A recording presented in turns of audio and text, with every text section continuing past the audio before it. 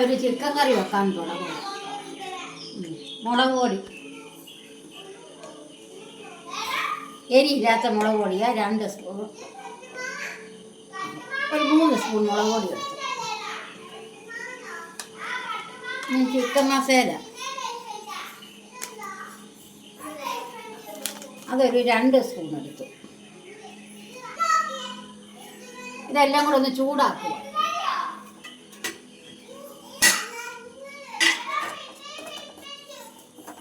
അതൊരു ശകലം ഒന്ന് ചൂടായിക്കോട്ടെ.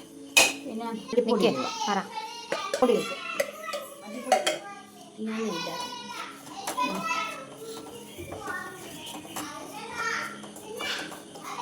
വെള്ളം പൊടിയില്ലാത്ത 2 2.5 2.5 കിലോ ചിക്കനാണ്. അതിന് മസാല ചേർക്കും നമ്മൾ.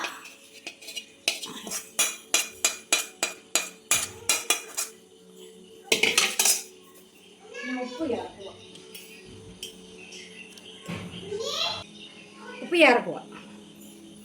ഒന്ന് പുരട്ടി വെക്കുക. അതിന് ഒരു കുഴപ്പ് നാരങ്ങ പിഴിഞ്ഞ് ചേർക്കുക. അതൊരു ടേസ്റ്റിന്.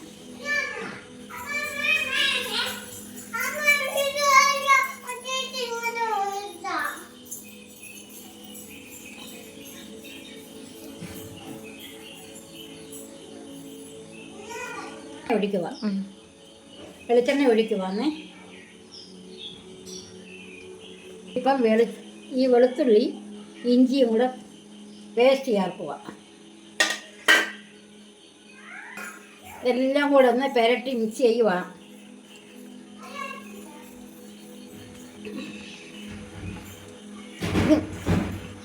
അതുപോലെ മിക്സ് ചെയ്ത് പുരട്ടി വെക്കുക.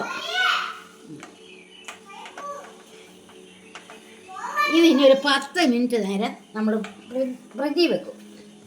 ഇതെല്ലാം ഒന്ന് പിടിക്കാൻ വെക്കുക. ഇതൊന്ന് പിടിക്കാനായിട്ട് ചട്ടി വെച്ചേക്കുക. എണ്ണ ഒഴിച്ച് സവാള വഴറ്റാൻ പോവാം. 2.5 കിലോ ചിക്കന് ഒരു 4 സവാള എടുത്തു വഴറ്റാൻ. പോവാം.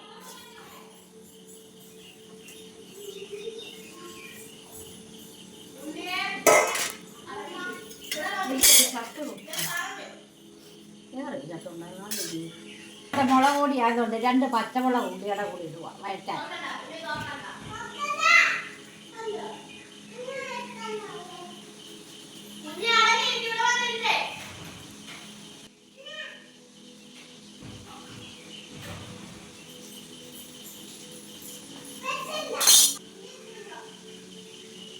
ചിക്കൻ ഉപ്പിട്ടേക്ക് നമ്മൾ കേട്ടോ. അല്ലാതെ ഉപ്പിടുക.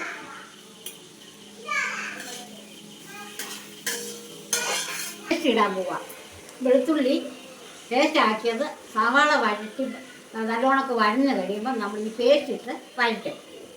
കരിവേപ്പിലയും കുറച്ച് പേസ്റ്റ് നമ്മൾ പുരട്ടി വെച്ചു. ബാക്കി ഇതിൻ്റെ അകത്ത് ഇട്ട് വഴറ്റുക.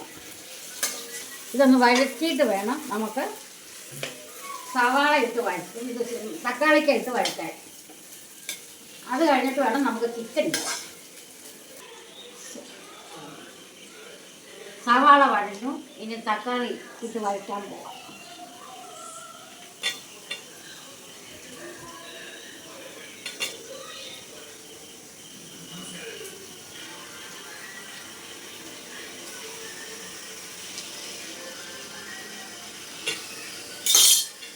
തക്കാളി അരിച്ചിട്ടു.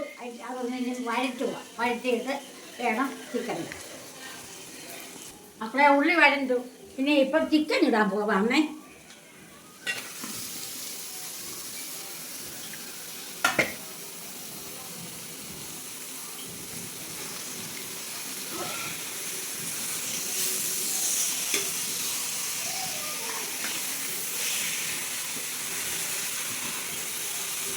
വന്ന് ചിക്കൻ വേവാൻ ചിക്കൻ അടച്ച് വെച്ച് വേവിക്കുക. ഇതൊന്ന് തിളച്ച് വെച്ചിട്ട് തീ ചെറുതായിട്ട് വെക്കണം. തീ ചെറുതായിട്ടേ വെക്കത്തുള്ളൂ. അടച്ച് ഒന്ന് തിളക്കട്ടെ. തിളച്ച് കഴിയുമ്പോൾ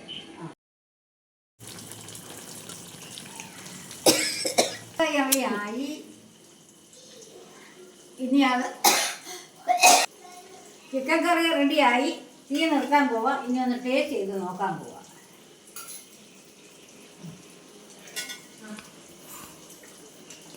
ടേസ്റ്റ് ചെയ്ത് നോക്കാൻ പോവാം.